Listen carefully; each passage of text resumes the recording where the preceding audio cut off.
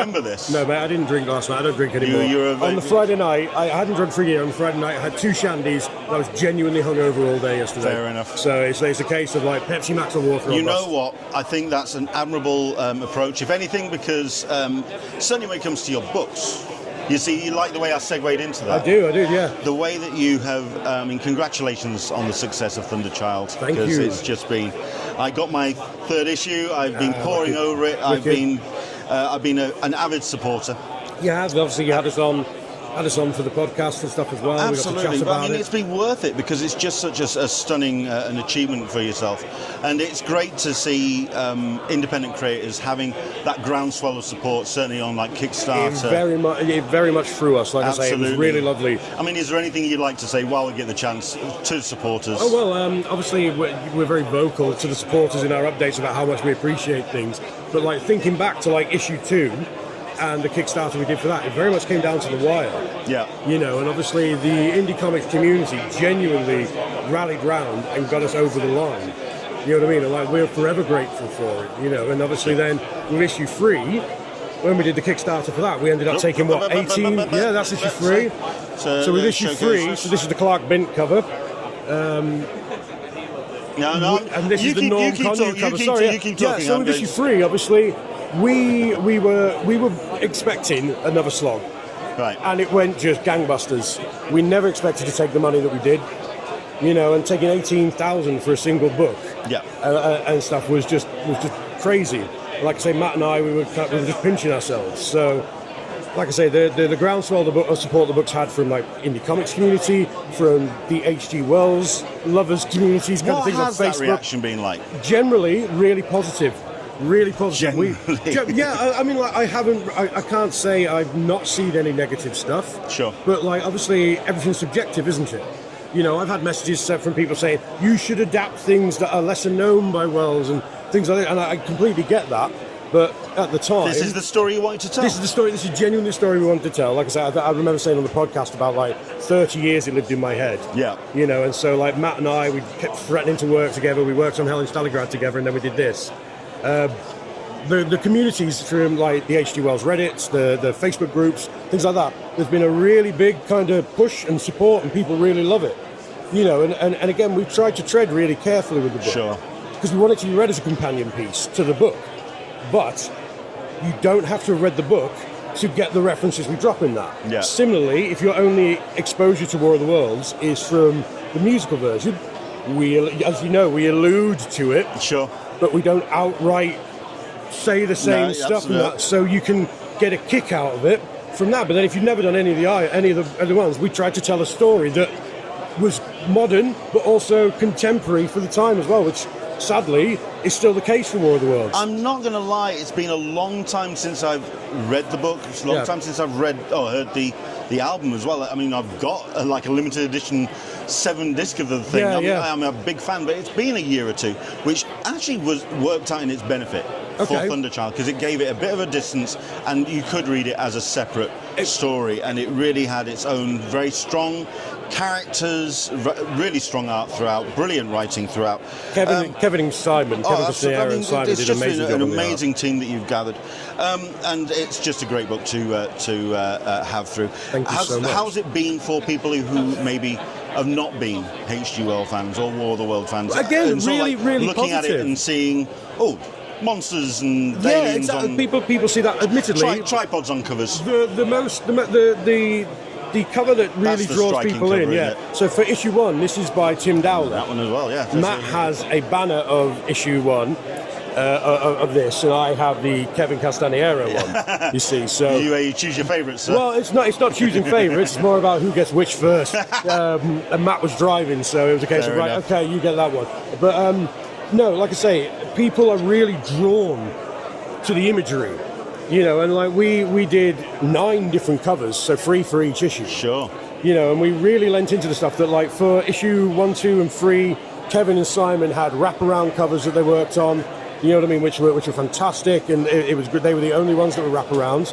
But then we had Dan McDade, Lyndon White, and Clark Bint. Lyndon's cover is astonishing. And again, by accident, it kind of fell into. This is Dan McDade's cover.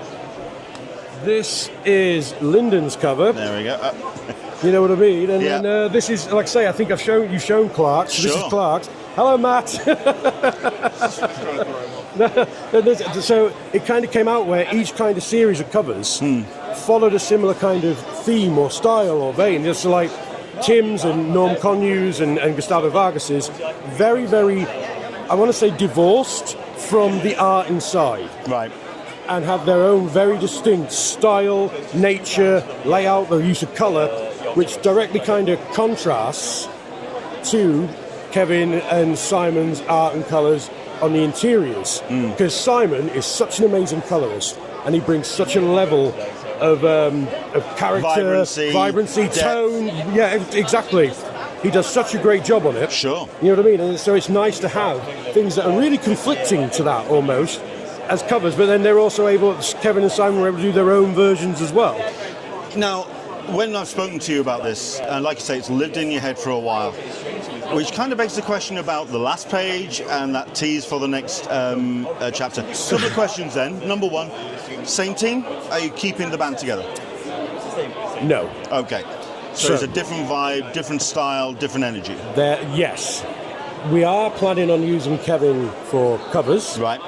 Just Kevin's quite in demand. Yes. And so obviously, like, we'd have to let other people If you've got him, you get him. We really wanted to do covers because we want to keep him kind of connected to it. But Kevin is working with myself and Matt and Andy Lanning on something. All right, okay. That we're all kind of working on behind the scenes and stuff like. But we actually have 2 sequels of sorts planned. Oh, okay. Now, we were really reticent to do any kind of sequel to it. We don't want to retell the same story. I think, again, we said that on your podcast. Well, that was the thing then. That's the second word. Thunderchild has lived in your head. Was this something that was born from you creating this, or was this always kind of... No, these things are something that came out of us writing this. Gotcha. And us writing the characters in it, us telling the story that we told. You know what I mean? Like it gave us nuggets of ideas and little snippets of plans of, you know what I mean, like just little nuggets and little breadcrumbs that we started to kind of collate together and think, okay, well, we could tell a story using perhaps themes that are discussed in the book, potentially characters, you know, I don't want to say too much and stuff, but obviously we have a story that we're planning on doing that is a kind of proper spiritual sequel set several years later. Okay. But we also have something that we are planning, which is a series of shorter style stories set 24 hours after the sinking. Okay. That deal with repercussions of the sinking and things like that, and tell different types of stories, almost an anthology style. Interesting. We want to explore themes rather than direct, like, things linked to the War of the Worlds. So, for instance, like I say, one of the stories is very much focused on the kind of darkness within and how you, in the quiet moments after something horrific and traumatic, what happens, how do you deal with that? Yeah. And you're in this situation that is terrifying and otherworldly, but you're still a human, and you still have all these human emotions and human thoughts and feelings, and so how do you cope and deal with that? Yeah. So yeah, that's, like I say, Matt and I, we were very, very careful. We didn't just want to, because obviously, I think the other question as well, and I don't want to sound mercenary about this, at the end of the day, you have found an audience with this book. Was that also another driving factor? We've got an audience that is willing to join us on this journey. We can take this further. I mean, that's always, I'm not going to lie, that's always a positive and always a boom. But again, we didn't just want to tell a story for a story's sake. Right. So it's a case of, if we felt that we could write something that still had something to say, that wasn't just running the motions because we've got a popular character or a series that's done really, really well for us, so we will throw everything at the wall and see, you know, try and make everything stick. It's a case of, can we use these characters, these themes, to tell a different story with a different kind of push and narrative throughout that also is, you know what I mean, like, that will also resonate. Sure. But that could work, like I say, with the War of the Worlds being the backdrop to it all. Because as much as, like, say, Thunderchild is a War of the Worlds story, it's not following any of the main kind of narrative. It is its own thing. So the War of the Worlds is a backdrop to it. And so you're following the cast and crew as they're dealing with all these situations, you know what I mean, throughout the opening few days. And you're seeing it from their perspective and how they cope and deal with it. You know, and so, like I say, we wanted to make sure that we could tell a human story with it. So yeah, it took us a lot to kind of think, okay, and get that balance, we're going to do it. And then once we started developing what we planned to do as the direct sequel, we had some cool ideas that would actually feed into this direct sequel that we wanted to tell in a more kind of short form way. Right. So it's not like we're just doing them because we can. They will actually have, you know what I mean, they will feed into what we have planned next. Gotcha. And now obviously we have to be quite careful because obviously luckily enough we've been picked up by Titan. No. And the book's coming out as a collected edition from Titan Comics next year. I'm looking at these are hardcovers, yes. Which, as somebody who's collected all of them, I mean, I'm a little bit gutted about, because that is absolutely. These were an offer on the Kickstarter. That is absolutely stunning. These are more for show, to be honest with you, this weekend. Enough. I'm not particularly selling them. It's just these are. But we did one of the rewards was hardcovers in a slipcase by Martin Simmons. Yes. And so this is what we could do, because obviously the way that our contract works with Titan are putting out the collected edition. So next June there is a collected edition going into comic book shops with Tim's the red cover on. Yeah. And then there is a bookshop version which is Norm's cover from issue 3, and like I say, they're oversized hardbacks. So we're really excited about that. Titan seem to be really excited about it. Cool. But we're working with them. We've spoken about ideas of sequels with them. They know, you know what I mean? So, like I say, it's a case of we have to tread a bit carefully. Yeah. But things are afoot, plans are in motion, artists are being brought on. We've got an artist involved with one of the stories that's, to be honest with you, made Matt's head explode. So, like I say, it's a case of, right, okay, there's some interesting, exciting things coming. Cool. You know, so yeah, like I say, and then to top everything off as well, not just with Thunderchild this year, Griff Crystal. Absolutely, you've got yourself all sorts of bits and pieces here on the table. Let's show a little bit of that. Excellent Griff Crystal stuff. being the dark line of defence against the monsters of the deep. Fantastic. You know what I mean? Fantastic. It's been a very busy year. How's it been on the floor? How's it been for the 20th anniversary? I don't think that's been pushed enough. Is it the 20th 20th anniversary of Thought Bubble. I didn't know that. There you go then. See, I didn't know that. When I mentioned that to Sarah, and she's been doing a fair number of these, and she just went 10 years. She kind of withered a little bit there for a second. 10 years for me. I'm old guard now, you know what I mean? So it's been really good. To be honest with you, I was a sod yesterday. I wasn't really at my table much. Right. I kept buggering off because I wanted to go see people. But it's been really lovely. I've had really lovely conversations with people at the table. You know what I mean? One of the big things for me with Thought Bubble is being here when people who came to our table at the first ever show that we did have come back every year. And for me, it's lovely catching up with them. Absolutely a fervent audience, and it's great to have them come and see you. It's lovely, you know, and like I say, I wouldn't miss seeing those people either for the world, even if it's only like one or two. Yeah. It doesn't matter. For me, it's the biggest drive. It's the thing that keeps me going, you know what I mean? Like I say, unlike a lot of people in comics, I'm really lucky that every day I wake up, I get to stay in my pajamas and make comics, because it's my job. Absolutely. You know, and obviously writing's the thing that I started with, but lecturing's the thing that I do.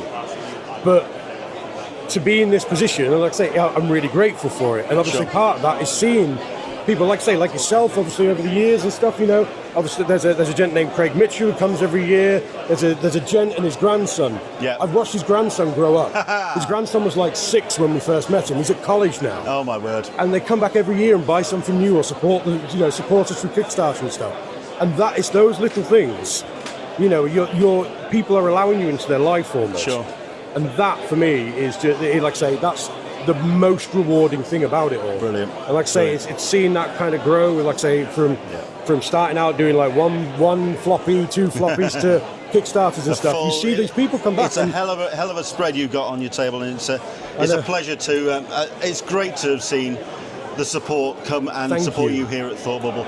So, listen, thank you so much indeed for your time. Leonard, thank you for your time. Tell you what, I mean, we just dived in. Where can people find you? Best place to find things, what you're up to at the moment? Okay, best place to find things what I'm up to at the moment is on Blue Sky, at Rob Jones Writes. I post a lot on Blue Sky on there, talking about the books I'm lettering and writing. At the minute, I'm currently working on Discworld books, which is, for me, a bucket list job. It's incredible. Rachel Stott's art for FIFA Time. Oh, fantastic. It's amazing. Fantastic. And I've seen art from the next project. I don't know if it's been announced, so I can't really say anything, but it's amazing and stuff. So that, for me, is just like, again, like bucket list. You could tell it's just shiny off you, man. Honestly, Pratchett is my favourite author, and so, like I say, big one for me. But I post about what I'm doing on there. I have links to, if you can see pictures of my beautiful thing, there we are, my QR code, Rob Jones, writer, letterer, lover of cheese. You can get that, take you straight to my lettering portfolio. And that all links to things as well. So, like I say, I am always about, I'm very vocal, I don't shut up. Which is where I'm going to let you take a breather then. Thank you very much. And enjoy the rest of your day. Thank you so much. Leonard, you're a star. Thank you. How are you? I'm very well, man. And this is where everyone else can just sort of like look at me and go, who's this idiot that's just trying to do an interview and failing miserably with the technology? I think most people know you. Is that what it is? I'd like to think so. Technical issues Sultana. You have a presence. I'm pretty certain people. I'll try my best. Excellent stuff. Well, we are here, 20th anniversary of Thought Bubble, and you have got yourself a fantastic selection of books in front of you, seeing as we are now at the end of the story of Thunderchild, with the tease of a further chapter coming up. How has it been when it comes to the support of the fans, when it comes to how this campaign has gone? Because it's been such a fantastic success, I think. Yeah, we've had an amazing response. I mean, this weekend it's been a pleasure. How many people have come up and gone, oh my God, have you got the third issue out? They've come up and genuinely, it's like at these cons, you have to push hard sometimes to sell books. Sure. I haven't had to try in the slightest this weekend. So many people who've loved the first two issues have come and begged us for issue 3. Yeah. And it's been a massive success for us. I mean, it's a War of the Worlds franchise, War of the Worlds genre. It does a lot. You managed to avoid saying the words IP there with remarkable aplomb. Congratulations. Because it's public domain, which people still don't understand. A lot of people come up and say, well, what did you have to do to get the rights? It's like, no, the book is over 100 years old. It's firmly in the public domain.